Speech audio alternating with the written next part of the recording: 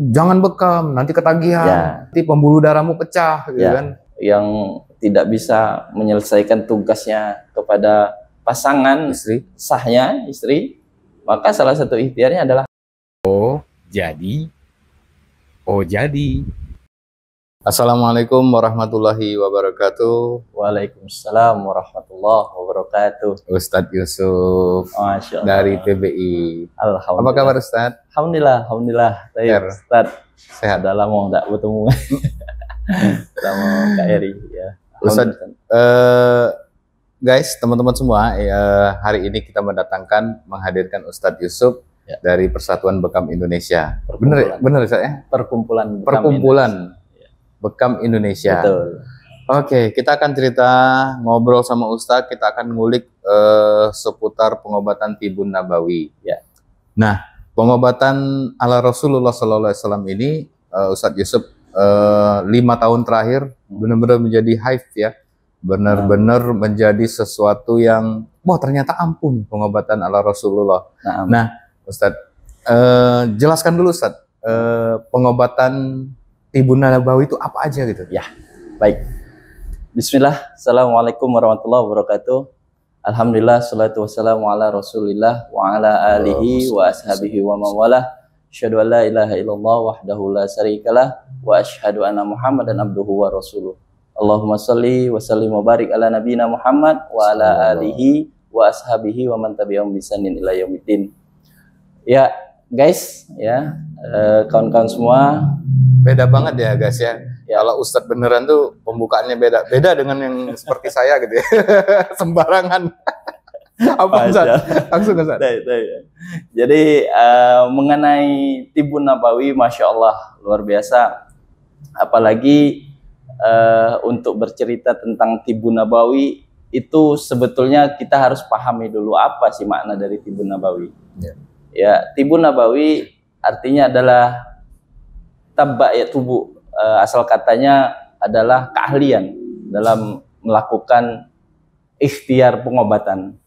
Nah, nabawi artinya adalah sesuatu yang memang baginda Rasulullah SAW pernah melakukannya atau membenarkan para sahabat melakukan tentang pengobatan atau ikhtiar dalam kesehatan. Di antaranya adalah hijamah.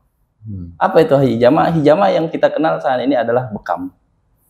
Nah, untuk masuk ke bekam, apakah bekam ini adalah sesuatu yang memang Rasulullah SAW sendiri melakukannya? Sahih. Memang Rasulullah SAW mencontohkan, bahkan beberapa riwayat yang memang baginda Rasulullah SAW hadirkan, diriwayatkan bahwa beliau sendiri yang melakukannya. Nah, namun sebelum masuk ke situ, apakah selain dari hijamah atau bekam itu ada? Iya. Oh, banyak. Jadi saya yang tahunya cuman pengobatan ala Nabi adalah bekam gitu. Iya, ternyata banyak. Jadi di antaranya adalah selain bekam itu adalah salah satu metodenya saja. Yang lainnya itu ada beberapa anjuran yang dilakukan oleh baginda Rasulullah SAW. Di antaranya adalah makan, cara makan, dan apa saja yang dimakan. Cara makan. Iya. Menarik. Jadi di antara di dalam kitab Zadul Ma'ad yang ditulis oleh Al-Imam Ibnu Qayyim. Kitab Zadul Ma'ad. Ini.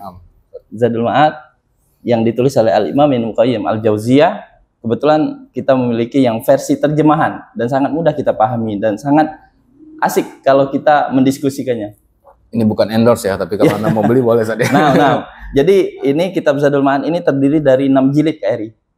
Ini jilid kelima. Ya. Jadi 6 jilid, di dalamnya itu banyak tentang sirah nabawiyah, tentang fikih, tentang muamalah. Nah, dan kita mengambilnya tentang tibun nabawi, tentang pengobatan cara Nabi. Dan sebelum kita masuk ke dalam metode pengobatan, sebenarnya ada baiknya kita bahas dulu tentang penyakit. Oke, silakan Ustaz. Iya, penyakit. Jadi dituliskan di dalam kitab Zadul Ma'ad ini, menurut pandangan Islam, penyakit itu ternyata terbagi menjadi 2. Oke. Disebutkan bahwa penyakit yang berhubungan dengan jasad atau jasadi, seperti apa penyakit tersebut?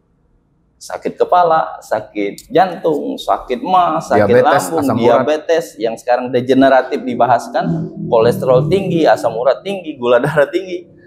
Nah, itu merupakan penyakit yang berhubungan dengan jasad atau dengan raga kita. Nah, dan satu lagi adalah penyakit yang berhubungan dengan ruhani. Yang mana manusia terdiri dari dua unsur ini, yaitu unsur jasad dan unsur ruhnya. Maka kalau seandainya jasad dan ruh ini terpisah, maka kita bukan disebut lagi manusia, tapi jenazah. Meninggal dong. Meninggal. Iya. Nah, maka pengobatan secara tibun nabawi itu harus mencakup kedua ini. Maka kita sebut dengan pengobatan holistik atau menyeluruh.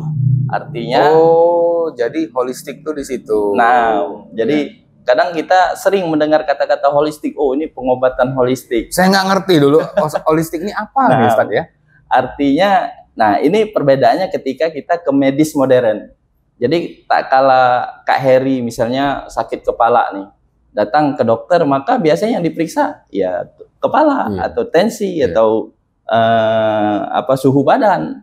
Maka nanti akan keluar outputnya itu biasanya banyak istirahat, terus minum obat. Nah, tapi kalau di tibun nabawi, sakit kepala itu berhubungan dengan dengan ruh juga. Kalau dia pekerja, kita tanya dulu nih tanggal berapa. Biasanya tanggal 20, tanggal 25 itu sakit kepala. Karena memang kondisi kalau bahasa kita tuh buntu. Buntu itu bisa menyebabkan sakit kepala. Tanggal 20 ke atas sudah mulai lah. Sudah mulai gejala-gejala gitu ya. Nah, pusing ya. Jadi ternyata memang kalau kondisinya akibat seperti itu kan tidak bisa diobati dengan obat atau pereda. Nah, adapun yang lainnya juga. Nah, jadi kita bahas dulu mengenai jasad. Tadi kita jelaskan bahwa penyakit yang berhubungan dengan raga kita, dengan jasad kita. Nah, adapun penyakit yang berhubungan dengan ruh, apa saja? Ternyata banyak juga. Jadi misalnya mudah marah, mudah ringam dengan uang, katakanlah seperti itu, atau malas ibadah, lebih cenderung maksiat, kecanduan game, kecanduan film. Itu penyakit ruh. Itu penyakit ruh. Bahkan mohon maaf, terkadang ada potensinya juga, misalkan lambat dapat jodoh, atau kalau sudah dapat jodoh lambat dapat keturunan. Maka itu adalah potensi ya. Tapi kita tidak masuk ke dalam ininya. Potensi itu merupakan bisa ada gangguan dari non medis tadi. Nah, adapun disebutkan di dalam kitab Zadul Ma'an ini, penyebab dari penyakit ruh itu ada dua ternyata. Yang pertama subhat, yang kedua adalah syahwat. Sebagaimana kita ketahui bahwa apa itu subhat? Subhat itu apa, Ustaz? Subhat itu ya kata Rasulullah SAW di dalam satu hadisnya disebutkan bahwa halal itu jelas.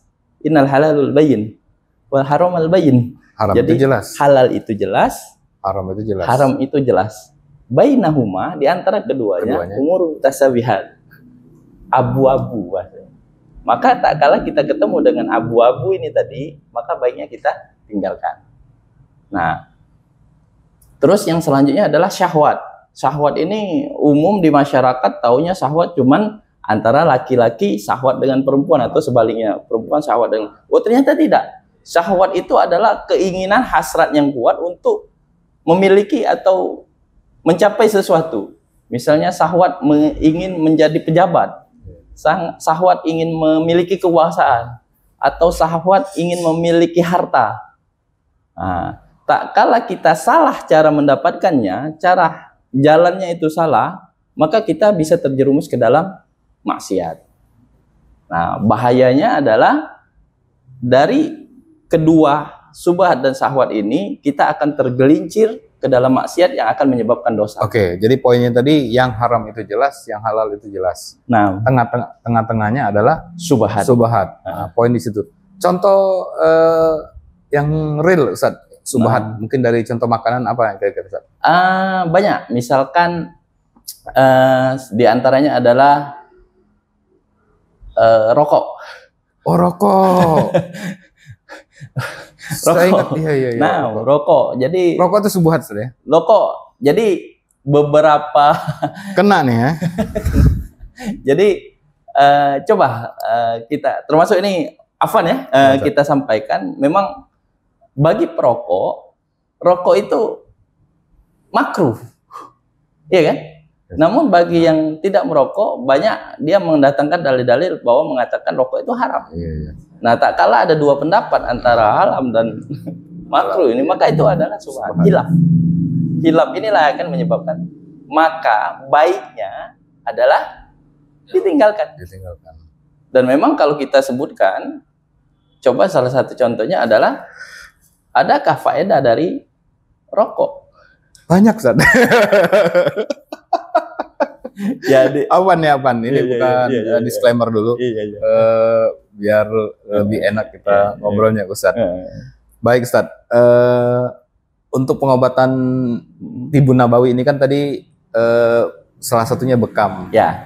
Nah, kemarin kita udah ngomong-ngomong sedikit, Ustaz, tentang input, output, apa yang dimakan, terus cara pengobatan, terus nah itu tolong jelasin, Ustaz. Ya, baik. Jadi beberapa anjuran yang disampaikan oleh baginda Rasulullah, termasuk diantaranya kita dianjurkan untuk makan yang toib-toib, makan makanan yang halal.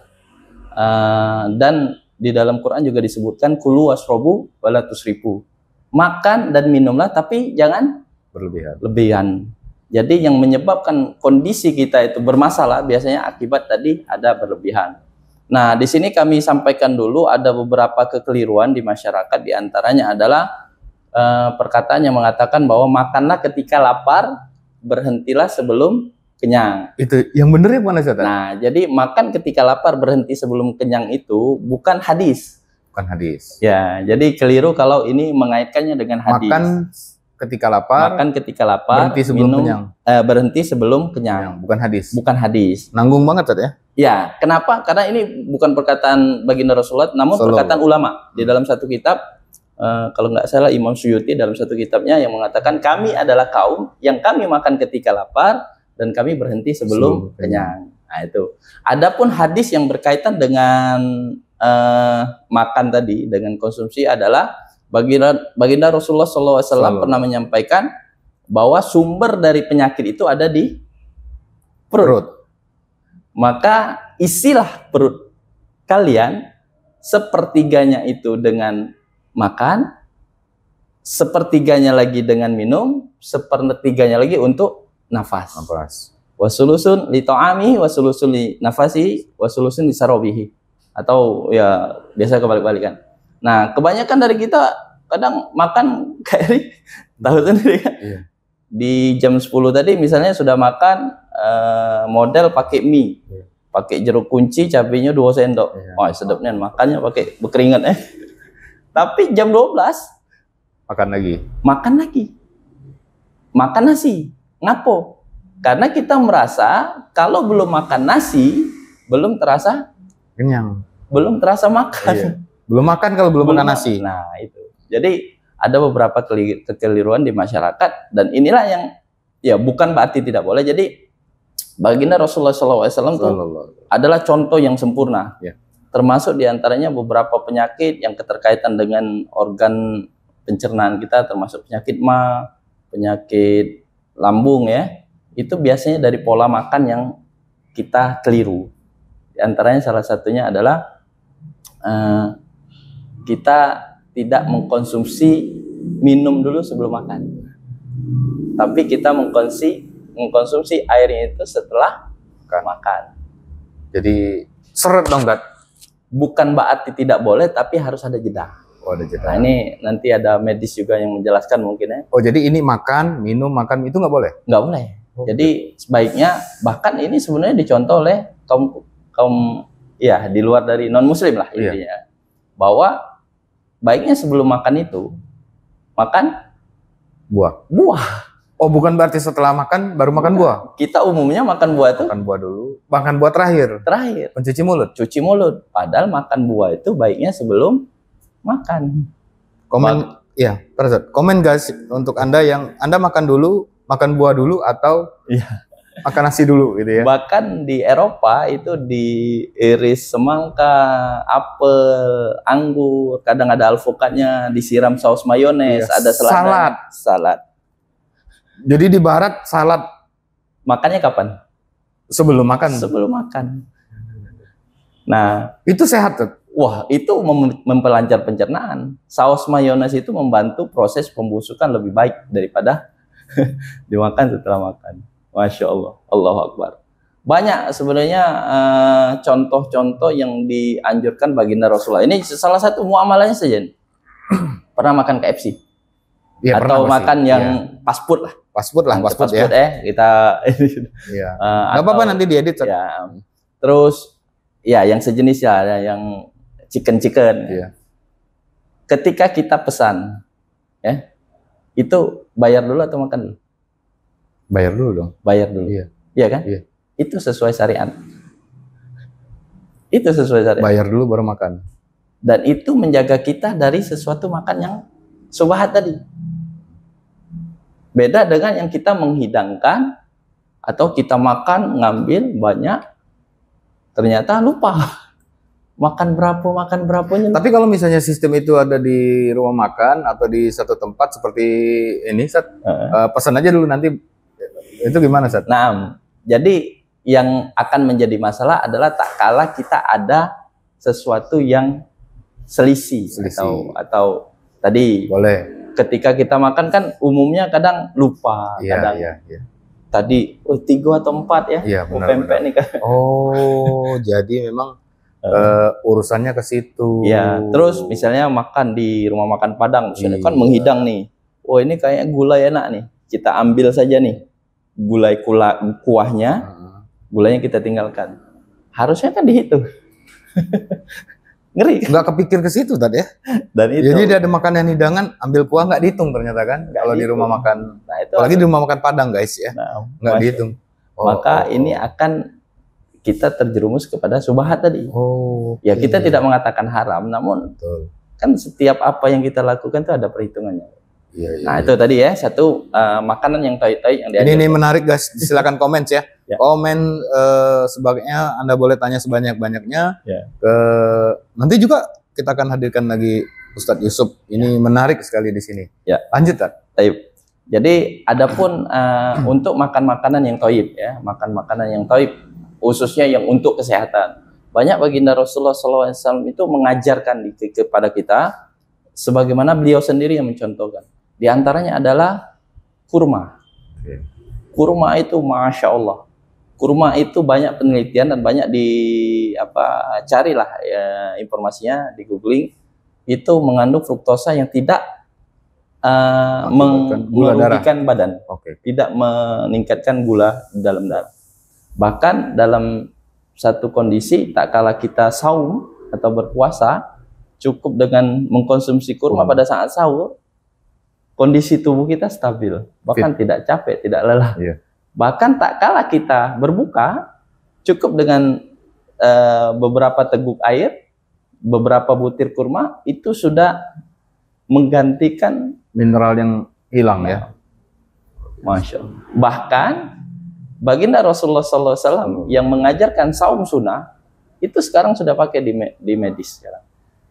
Bahasanya adalah intermittent fasting. Jadi memprogramkan waktu makan. Intermittent fasting itu jadi ada yang istilahnya tuh 10-14, ada yang 24, ada yang 18-6, ngerti nggak Kak Iri? Iya. Jadi yang misalnya 24 itu adalah 20 waktu dia berpuasa. 4 jam dia waktu makan. Iya, itu banyak tuh Ustadz ya. Nah, para artis-artis yang terkenal menerapkan itu, ternyata itu sistem diet yang bagus. Nah ternyata. Oh itu Rasulullah? Ya ternyata Rasulullah mengajarkan itu sudah jauh. Di antaranya kita puasa sahur jam berapa? Jam 4 ya, subuh. Jam 4 subuh lah. Jam 4. Terus kita berbuka jam berapa? Jam 6 sore. Jam 6 sore. 4 ke 4 itu 12 jam. 12. Ke 6 2 jam, berarti 14.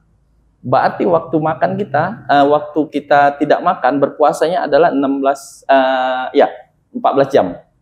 Dan waktu makan kita itu 14 jam, 10 jam berarti waktu kita makan. 10 jam ini tidak kita makan seluruh kita makan. Ada waktu istirahat kita tidur kan? Betul. Kita tidur ya 6 jaman, sekitar 6 sampai 8 jam. Berarti sisanya sekitar 4 jaman itu yang waktu makan. Dan nggak mungkin kita makan sekaligus langsung banyak. Dan ini ternyata sangat baik untuk orang-orang yang penderita diabetes, yang kadar gula darahnya itu tinggi. Dan silakan boleh dicek jurnalnya banyak tentang penelitian ini. Dan bahkan kami beberapa klien yang kita terapi itu ketika dia mendawamkan ini, itu Masya Allah, tidak lagi mengkonsumsi obat yang katanya harus dikonsumsi seumur hidup. Ini untuk yang terapi, Ustadz. Banyak ya penyakit-penyakit yang ini, tapi yang lazimnya itu kolesterol, asam urat, terus lagi diabetes, ya. Nah, gimana Ustadz untuk ya mungkin ada tips-tips untuk supaya terhindar dari penyakit-penyakit ini? Ya. Baik. Selain tadi makanannya yang ini ya, Ustadz. Ya. Artinya yang pertama adalah beberapa pola yang harus kita lakukan.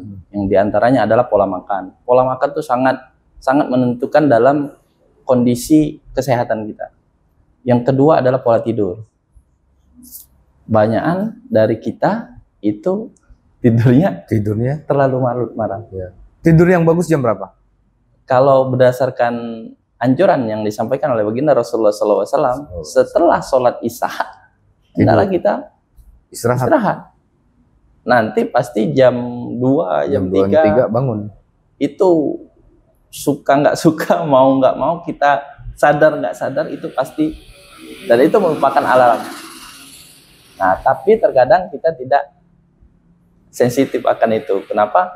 Ya kebanyakan dari kita bangun cuman ke belakang, kencing, balik lagi, selimutan lagi. Itu saya banget, bangun jam 2 bukan tahajud, malah kencing terus tidur lagi. Gitu ya. Nah, terus kemarin kita bahas juga mengenai sistem Eri. Ada beberapa ya tadi input diantaranya adalah kurma, terus ada lagi madu, madu, terus ada lagi habatus sauda.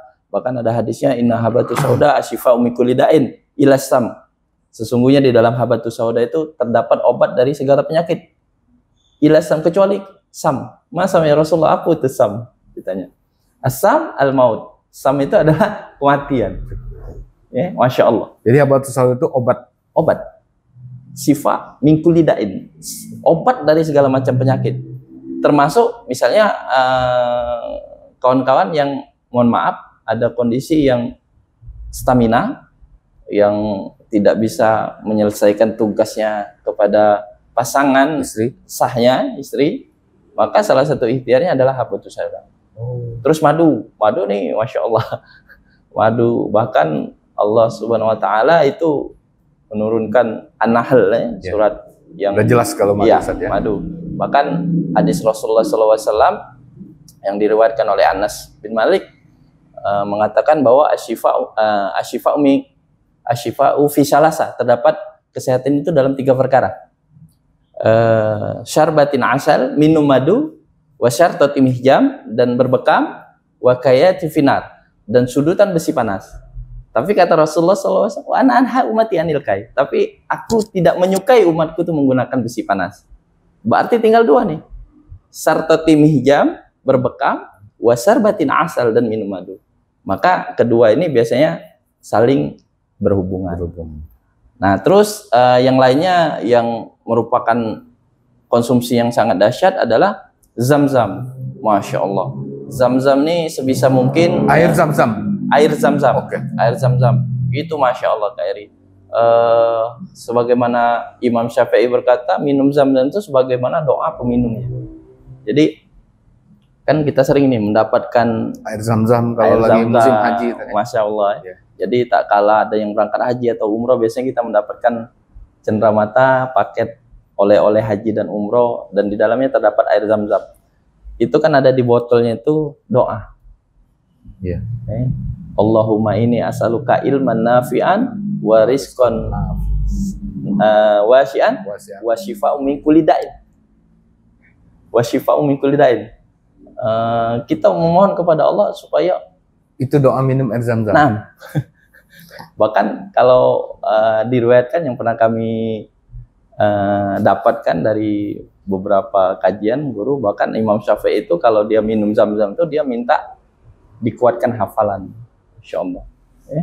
Nah, jadi kalau sakit kepala, menurut Ustadz, daripada makan obat sakit kepala, minum dulu air zam-zam. Nah, di antaranya itu. Tapi umumnya kalau saat ini sakit kepala itu lebih cenderung karena kurang istirahat biasanya. Yeah. Ada beberapa klien yang datang ke kami, ternyata dia salah menggunakan gadget, guys.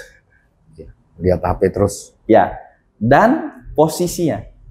Okay. Jadi kalau pernah kami dapatkan itu, ternyata main gadget itu hindari lebih tinggi dari mata. Oh, posisinya gini. Nah, harusnya gini. Jadi gadget itu lebih rendah dari mata. Tapi terkadang kita, apalagi pada saat berbaring kan.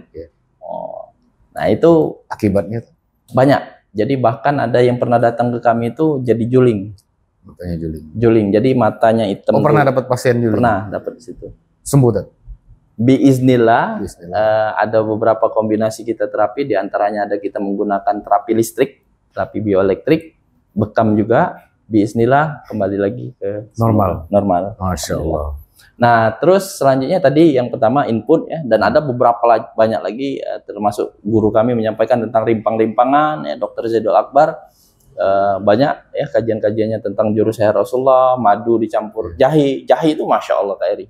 Ketika kita ada rasa meriang, jahe itu mengandung, ada bahasa medisnya itu, yang itu akan menghangatkan tubuh dan mengusir infeksi, inflamasi, antiinflamasi. Caranya cuma direndam. Kalau sekarang kan banyak wedah. Jadi sudah instan ya. Nah, bahkan ya kalau kita mau buat cukup air madu, 3 sendok madu dibuatkan air hangat, digeprekkan jahe. Itu sudah menghangatkan. Seri, Masya Allah. Luar biasa. Kunyit. Nah, alhamdulillah di Palembang itu Masya Allah Kak. Semuanya banyak. Banyak ada, bahkan sudah ada jahe, ada serai, ada lengkuas, kunyit dan sebagainya. Tinggal beli ikan seluangnya. Jadi kuah pindang. Kuah pindang itu Masya Allah. Itu makanan Palembang ya? Makanan Palembang, dan itu serai, jahe, kunyit. Ditambah lagi kan ada bawang antioksidannya tinggi. Terus ada cabai lagi, vitamin C tinggi. Masya Allah. Dan ikannya direbus. Ikan seluang atau ikan patin atau ikan sungai lah intinya. Dan itu Masya Allah luar biasa. Dan itu makanan khas kita. Jadi yang hobi Palembang itu yang hobi apa? Pindang. Khusus khas Palembang itu Masya Allah mantap, luar biasa. Nah, nanti rumah makan pindang endorse ya. Nah, terus selanjutnya tentang olahraga yang dianjurkan oleh baginda Rasulullah SAW. Olahraga seperti apa Rasulullah? Ada, sebagaimana masyarakat ketahui itu ada 3 ya olahraga yang dianjurkan oleh baginda Rasulullah. Di antaranya memanah, terus berkuda, dan satu lagi berenang. Nah, ternyata ada satu lagi. Apa itu? Bergulat.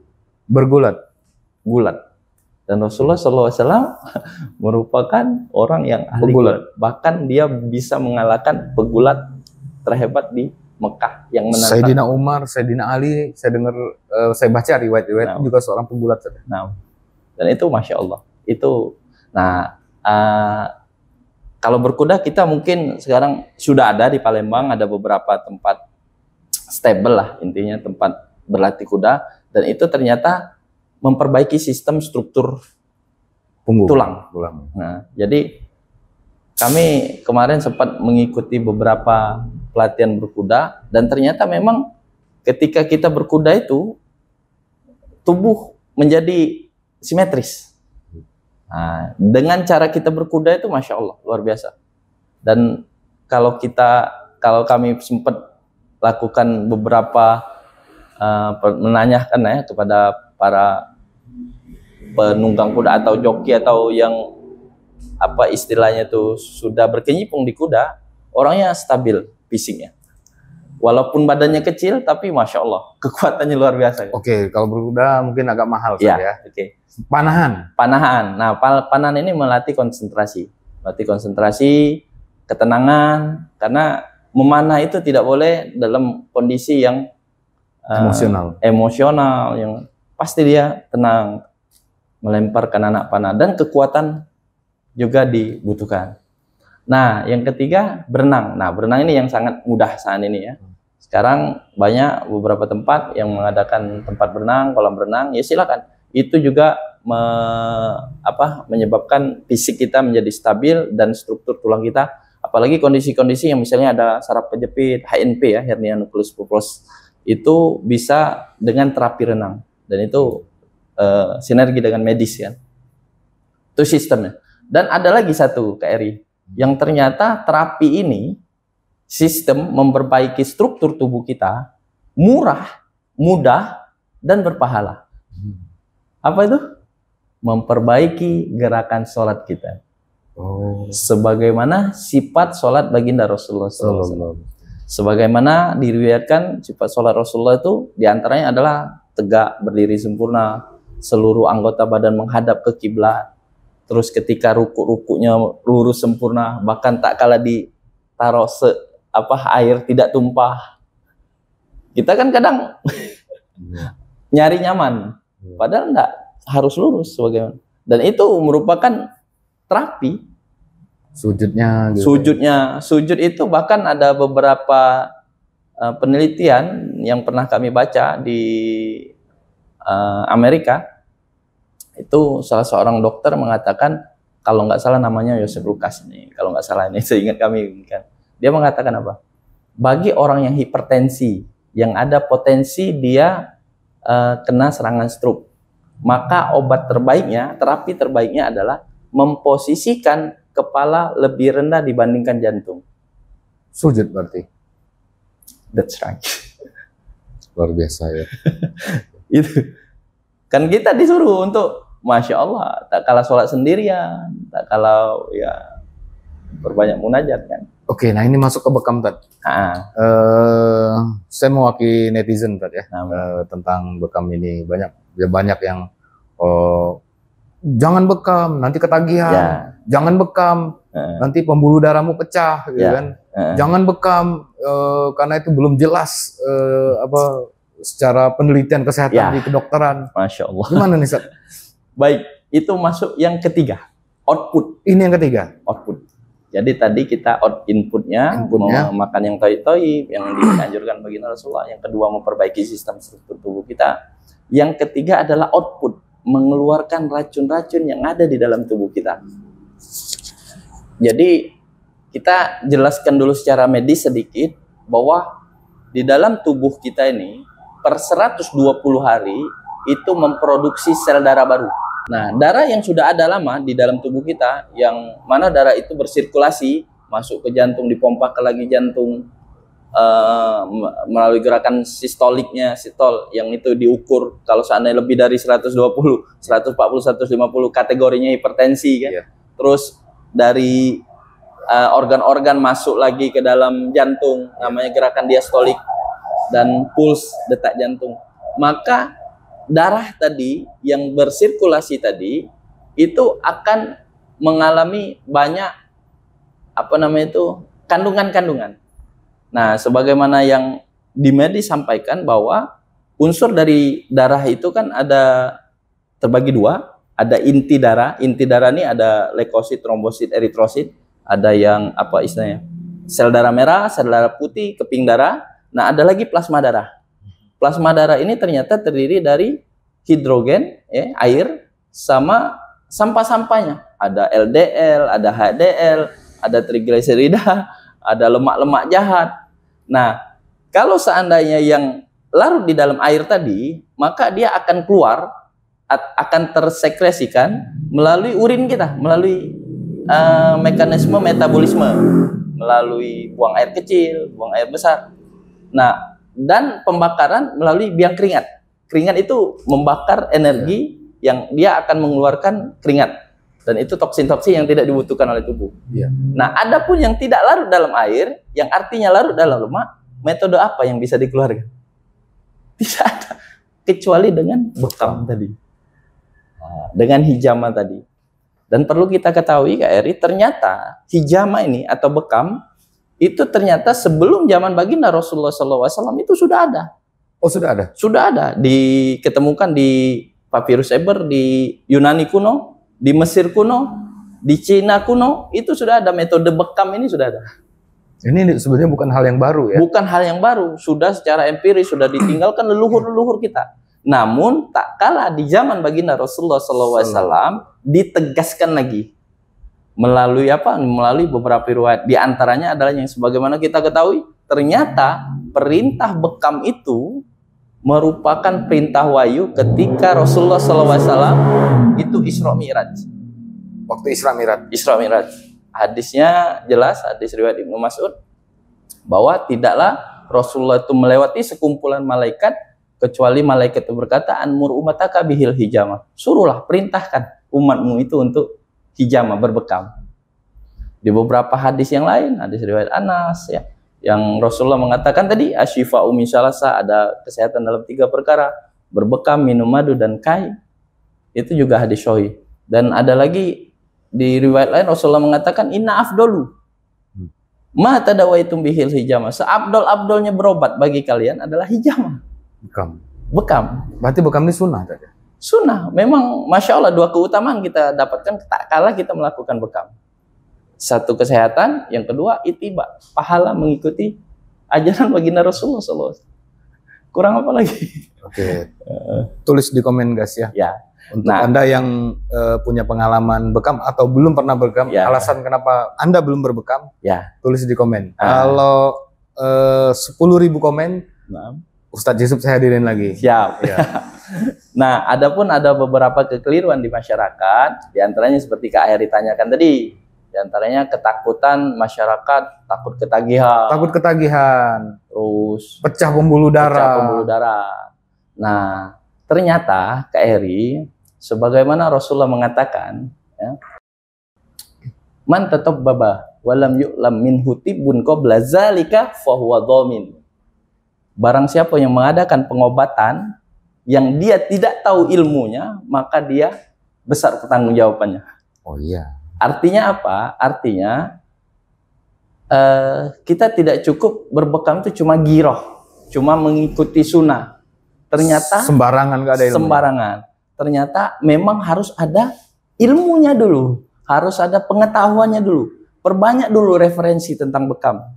Di antaranya tadi bahwa takut ketagihan. Nah, ternyata ini pendapat yang agak keliru. Beberapa ulama di Palembang sempat mengatakan, oh berarti katanya badan kita ini sama seperti mobil, sama seperti kendaraan. Kenapa? Oke, jangan nunggu rusak dulu baru dibenerin. Oh. Ada yang namanya servis, ada yang namanya ganti oli. Kita pakai nih setiap hari, Kak Eri. Kita pakai, kita makan, kita input, tapi tidak dikeluarkan, tidak diganti darah. Masya Allah, apa yang terjadi? Maka sekarang banyak penyakit degeneratif, penyakit yang berhubungan dengan darah tadi, kolesterol tinggi, gula darah tinggi. Pasien yang datang ke klinik Ustadz yang terbanyak penyakit apa, Ustadz? Degeneratif. Jadi degeneratif itu penyakit yang ya umum tadi, yang hipertensi, gula darah. Hipertensi itu ada yang sempat di atas 200. Ini kan sudah warning ya, sudah bahasanya itu di atas 70 aja udah bisa pecah pembuluh darah. Nah, maka tak kalah kita ada teknik. Tidak semua bekam itu sama ternyata. Ternyata untuk yang hipertensi ada teknik kita melakukan bekamnya seperti apa. Tidak sama dengan orang yang kadar tensinya itu normal. Jadi jangan sembarangan bekam. Jangan sembarangan. Nggak boleh bekam di depan, di titik-titik itu nggak boleh, Ustaz ya? Jadi ada beberapa titik yang diajarkan oleh baginda Rasulullah SAW. Itu titik sunnahnya, titik sunnahnya dulu. Jadi bagi para pembekam, Ustaz Yusuf kasih tips, Ustaz. Ya. Titik sunnah. Jadi ada beberapa riwayat yang baginda Rasulullah SAW itu berbekam di beberapa titik yang dianjurkan. Di antaranya adalah di al-akhdain. Al-akhdain itu di leher. Dan al-kahil. Dalam satu riwayat Rasulullah berbekam di al-kahil dan al-ahdain. Di kiri kanan sini. Ya. Di leher. Jadi dalam riwayat itu ternyata di samping leher. Nah, setelah dilakukan beberapa jurnal penelitian, maksudnya di samping leher itu kan kalau kita pahami samping leher itu di sini. Iya, kiri kanan di sini. Ya, bukan di sini ya. Ya. Ternyata ya ini kita pahami kalau secara hadis, teks hadis di samping leher itu kan di bagian sini. Iya. Ternyata secara medis, secara anatomi tubuh, ternyata di sini daerah terlarang untuk dibekam, Kak Eri. Oh. Okay. Oh, jangan coba-coba. Di sini daerah venula jugularis. Di sini terdapat kelenjar getah bening. Kelenjar tiroid. Betul. Bahkan di sini ada pembuluh darah besar, pembuluh darah vena. Jadi seharusnya. Nah, ternyata secara anatomi tubuh yang paling baik adalah di bagian leher bagian belakang. Di bawah sini ya? Ya, betul. Di antara koma 2 pokoknya di urat leher kan ada tulang servikal, tulang leher. Nah, tulang leher ini 2 jari dari tulang leher kiri dan kanan. Dan di situ biasanya tak kalah hipertensinya kambuh naik, tensinya lagi tinggi, maka di situ daerah yang paling berat. Jadi jangan sembarangan bekam guys ya. Nah, ada ilmunya. Betul. Nah, terus ada beberapa lagi kekeliruan di masyarakat, antara lain adalah ketika berbekam banyak darah yang dikeluarkan menganggap banyak penyakit. Iya. Ternyata keliru, Kak Eri. Ternyata banyak darah yang keluar itu bukan banyak penyakit, tetapi melukainya kedalaman. Terlalu dalam. Melukainya kedalaman. Jadi ternyata kulit kita ini terdiri dari 3 lapisan. Kita tahu kulit ari, epidermis kalau secara medisnya. Di bawah kulit ari ini ada dermis, dan di bawah dermis ini ada subkutan bagian hipodermis, kulit bagian dalam. Nah, ternyata darah statis, darah yang tidak beredar di pembuluh darah itu bagiannya ada cuma di dermis. Maka tak kala kita melakukan penusukan menggunakan lensing device atau alat pena, sekarang sudah Masya Allah, kalau dulu pakai sarto kayak pakai sayat, dan kita juga menggunakan itu juga kalau memang ada beberapa klien kalau memanggil kami apa kan, pengen di sayat katanya, nah, maka kita menggunakan sayat. Maka melukainya itu cuma di bagian dermis, sehingga darah yang keluar itu tidak banyak, cuma darah statis yang sebelumnya dilakukan dulu kop kering, kop seluncur. Nah, ternyata metode kop seluncur ini atau kop kering ini itu bisa menyebabkan inflamasi atau baal, anestesi lokal, dan dia ternyata menyaring toksin-toksin yang ada di pembuluh darah atas tadi untuk naik ke daerah dermis tadi. Kalau bahasa dokter Agus Ramadinya cairan interstisial. Dan itu ternyata setelah diteliti tidak mengandung unsur-unsur yang baik di dalam darah, misalnya sel darah merah, sel darah putih, keping darah tadi tidak tergabung di situ. Yang keluar cuma toksin-toksinnya saja. Masya Allah. Dan teksturnya itu berbeda, pekat, terus berlemak, dan seperti berlendir. Nah, itu darah kotor, dan itu harus dikeluarkan. Nah, jadi berarti kalau banyak darah itu bukan banyak penyakit, tapi melukainya kedalaman. Terus titik yang setelah leher, Ustaz? Ada lagi beberapa alkatifain. Alkatifain ini di pundak. Di pundak ini yang mana kalau kita pegal itu paling enak dilakukan pijatan. Nah, pijatan ini karena pegal tadi akibat dari menumpuknya asam laktat biasanya. Asam laktat di dalam tubuh, dan itu ketika kita bekam itu mengangkat toksin-toksin yang ada di otot ini tadi. Terus ada lagi di bagian bawah di pinggang itu namanya alwarik. Nah, alwarik ini terdiri dari beberapa titik. Ada di, kalau kita tentukan itu sejajar dengan siku. Jadi kalau gini, ya, sejajar dengan siku sini itu ya. Titik al-qatanul a'la namanya, pinggang bagian atas itu simetris dengan organ ginjal. Yang mana saat ini kita tidak bisa lagi menghindari makanan-makanan yang sintetis. Ya. Ada MSG, ada gula sintetis. Oh, jadi kalau kita gini, sejajar ini adalah ginjal ya? Ya, sejajar. Terus ada lagi ini yang sering kami sebut titik stamina, al-qatanul sufla namanya, di atas tulang ekor. Itu untuk organ reproduksi yang mengalami kondisi-kondisi kurang stabil sebagai seorang suami, maka situ salah satu ikhtiar untuk kita melakukan mengeluarkan toksin-toksin yang bisa mempengaruhi organ reproduksi. Nah, adapun di punggung ada lagi az-zohr namanya, az-zohr a'la. Az-zohr a'la ini adalah di bagian belikat, kalau kita di bawah tulang skapula. Nah, ternyata di situ tepat di organ paru-paru. Paru-paru kanan, paru-paru kiri. Nah, ini tadi bagi yang ada merokok, kebiasaan atau lingkungan yang merokok, ini sangat baik untuk dilakukan pembekaman di sini. Kenapa? Karena ya tadi pengaruh dari rokok itu sendiri yang bisa berpengaruh di organ tersebut.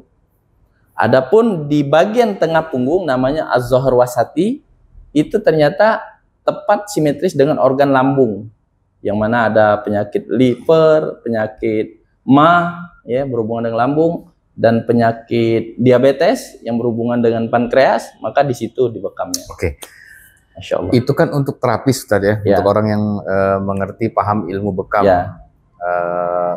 Untuk masyarakat secara umum, kemana mereka harus percaya ini bekam ini terpercaya sesuai dengan sunnah, dan ini juga sudah terregistrasi, nggak abal-abal, gimana nih, Ustaz? Baik. Jadi alhamdulillah saat ini untuk pembekam atau terapis bekam itu sudah banyak tersebar. Berbeda dengan 10-15 tahun yang lalu itu bekam itu sulit. Bahkan kami dulu ingat waktu abah kami itu pernah melakukan bekam menggunakan api, metode api.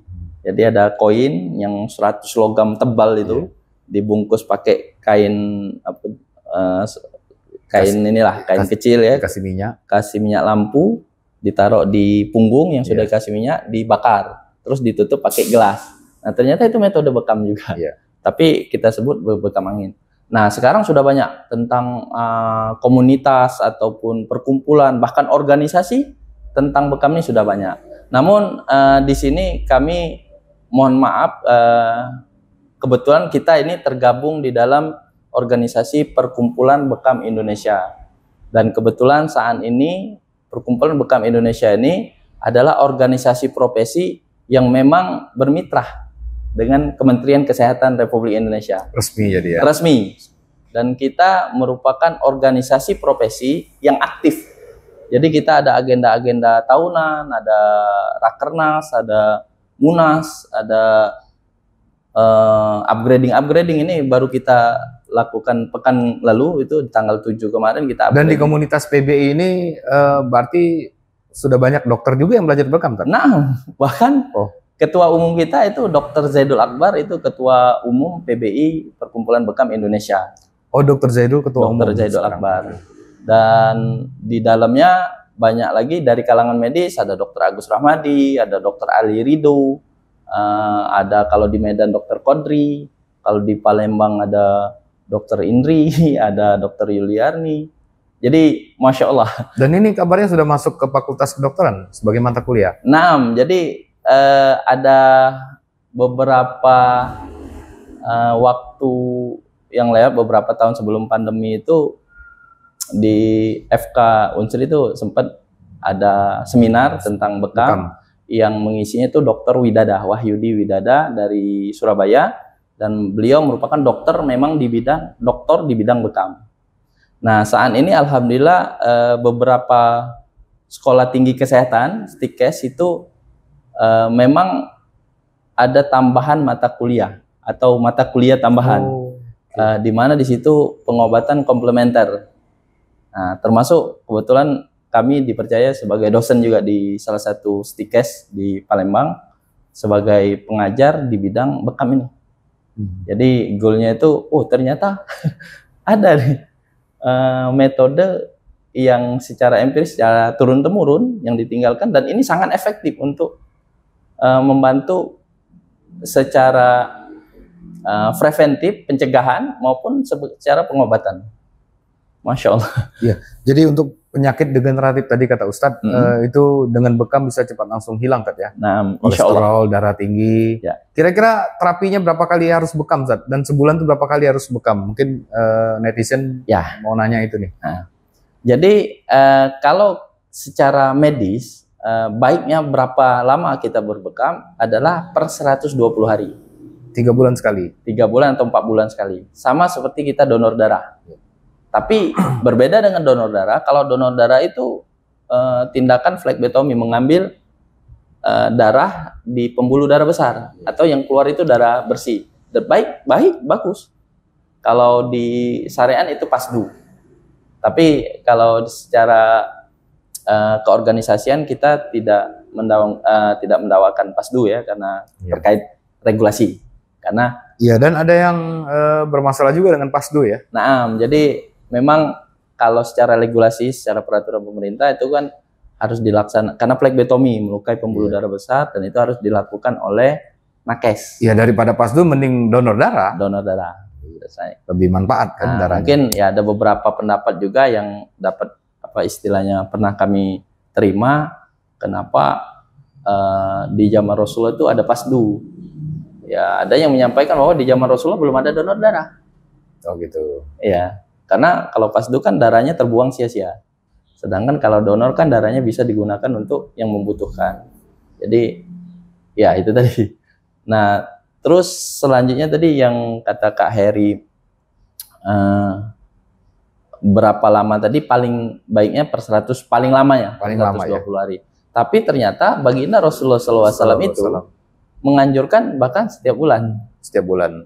Bahkan Rasulullah SAW menganjurkan di tanggal-tanggal sunnah. Tanggal-tanggal sunnah. Okay.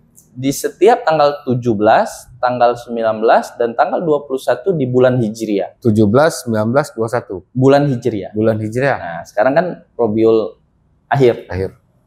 Maka di tanggal 17-nya kita disunahkan untuk berbekam. Namun ada beberapa kegiatan yang dianjurkan baginda Rasulullah sebelum itu, yaitu di 13, 14, 15-nya Ayyamul Bait, berpuasa 3 hari di tengah bulan. Nah, kenapa harus menyesuaikan dengan tanggal bulan Hijriah, tidak bulan Masehi? Ternyata bulan Arab ini, bulan Hijriah ini, yang memang perhitungannya itu berdasarkan astronomi, berdasarkan bulan secara harfiah. Jadi kalau kita ketahui kalau bulan besar, bulan purnama, itu pasti tanggal 14, 15. Ya. Nah, dan ada beberapa riwayat yang pernah kami baca bahwa tak kala bulan itu sedang besar-besarnya itu, daya gravitasi bulan ke bumi itu sangat tinggi. Bahkan kalau istilahnya itu darah kotor kita nih sedang berada di puncak-puncak kulitnya. Maka barang siapa kalau di dalam hadis berbekam pada tanggal tersebut, maka Allah akan mengangkat segala penyakitnya. Allah kasih pelatihan ini PBI memberikan pelatihan tata cara bekam karena mungkin penyehatan di keluarga itu orang-orang daripada ini tapi harus punya ilmunya nih. Betul. Ada. Ya, jadi sebetulnya kalau PBI apa tuh tujuannya adalah kita bermitra dengan pemerintah, dalam hal ini Kementerian Kesehatan. Jadi begini, tugas pemerintah adalah menjaga atau melindungi masyarakat dari tindakan malpraktek atau malbekam. Apa saja malbekam itu? Ternyata banyak, Eri. Ketika dibekam banyak darah yang keluar, ketika dibekam pingsan, ketika dibekam kesurupan. Ada. Terus ketika dibekam ternyata ngedrop, habis dibekam ternyata demam. Nah, kenapa? Karena memang ada hal-hal yang belum dipahami dan ini bisa berdampak ke gawat daruratan bekam. Nah, tugas pemerintah melindungi masyarakat dari hal-hal negatif ini tadi. Nah, sedangkan tugas PBI adalah tetap melaksanakan bekam sesuai dengan sunnah yang diajarkan baginda Rasulullah SAW, tapi bekam dengan cara yang aman, yang tidak menyebabkan mudarat-mudarat tadi. Ada pelatihannya? Ada, tentu saja ada. Kapan nih pelatihan lagi, Ustaz? Insya Allah kita baru saja nih di bulan September kemarin, biasanya per 3 bulan, ini akan kita adakan lagi, insya Allah kalau memang tidak ada halangan di bulan November, atau karena nanti di bulan Desember atau Januari itu sudah ada agenda untuk ujian standarisasi bekam nasional. Jadi organisasi Perkumpulan Bekam Indonesia ini memang organisasi yang memang concern, serius dalam hal mendakwahkan bekam ini, bekam yang aman, nyaman, dan efektif. Ya. Nah, keterkaitan dengan pelatihan tadi, ada beberapa hal yang kenapa kita harus mengikuti pelatihan, Kak Eri. Terutama memang ketika ada anggota keluarga yang mengalami kondisi misalkan stroke.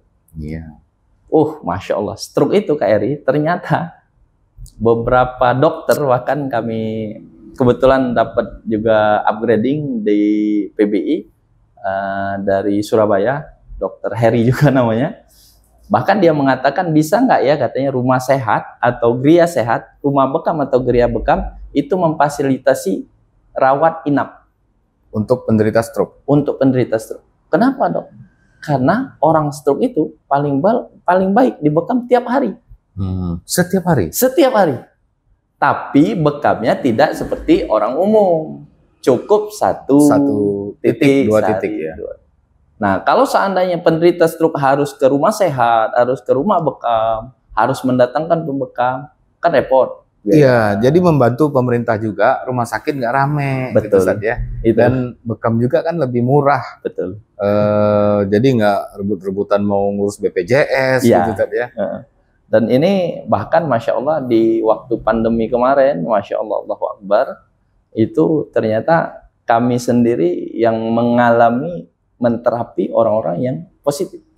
Positif COVID. Ustadz bekam sehat. Biiznillah sampai sekarang sehat. Allahu Akbar. Biiznillah. Karena kita kembali lagi di dalam belajar terapi ini ada ternyata akidah pengobatan. Nah, ini cakep nih. Oke. Baik guys, silakan Anda komen ya materi kita hari ini dengan Ustadz Yusuf tentang pengobatan holistik, tibu nabawi, dan juga sekarang udah tadi penjelasan tentang bekam. Sebenarnya tibu nabawi ini luas sekali dan jadi tidak cukup. Nanti kalau Anda setuju kita akan hadirkan lagi. Silakan ya minimal 1000 komen kami akan hadirkan lagi Ustadz Yusuf. Ya. Tuh, ada pesan-pesan terakhir Ustadz.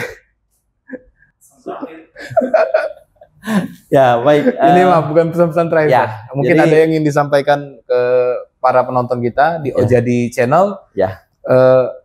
Sehat itu seperti apa? Yang simpel, Ustaz. Ya. Jadi ternyata sehat ini modal untuk kita dapat istiqomah melakukan ketaatan kepada Allah. Ibadah. Ya. Jadi kita terkadang kata Rasulullah SAW 2 hal yang sering diabaikan adalah ketika kita sehat dan adanya waktu luang. Sehat dan waktu luang. Sehat dan waktu luang 2 hal yang sering kita abaikan. Kita akan tahu mahalnya sehat tak kala kita sudah sakit. Tak kala kita sudah terkapar, pasang impus, tidak bisa sholat tegak, baru kita ngerasa pengen sehat. Nah, tapi tak kala kita sehat, kita lupa akan hal-hal yang menyehatkan. Yang menyehatkan. Di antaranya ya beberapa hal ketika kita mencontoh baginda Rasulullah SAW itu sudah bisa dipastikan kita akan mengikuti orang yang paling sehat di muka bumi ini. Ya. Di dalam riwayatnya bahkan Rasulullah itu sakit cuma 2 ketika beliau diracun sama wanita Yahudi, sama satu lagi menjelang wafatnya beliau. Bahkan dalam satu riwayat disebutkan juga ketika beliau SAW sakarat waktu mau wafat itu dia mengatakan bahwa ini salah satu dampak dari racun yang 3 tahun sebelumnya disampaikan oleh wanita Yahudi itu. Allah Ta'ala alam bisawab. Nah, jadi anjuran kepada kawan-kawan ya, khususnya di Sumatera Selatan, di Palembang ya, untuk coba cari banyak referensi untuk kita bisa kembali ke sunnah. Ya, sunnah-sunnah ini banyak tentang tibu nabawi. Termasuk nanti kalau memang ada kesempatan lagi, memang ini waktunya kurang. Kliniknya di mana Ustaz? Nah, bisa temuin kita atau bisa menghubungi di Rumah Sehat Darussalam, ya di Google bisa dicari. Rumah Sehat Darussalam. Rumah Sehat Darussalam di Jalan Proklamasi Blok J nomor 14. Jalan Proklamasi Blok C nomor 14. J14. IG ada? IG juga Rumah Sehat Darussalam. IG-nya Rumah Sehat Darussalam ya. Facebook juga Rumah Sehat Darussalam. Rumah Sehat Darussalam. Jadi itu hashtagnya ya. Jadi tinggal cari aja. Rumah Sehat Darussalam. Bekam Sunnah Steril.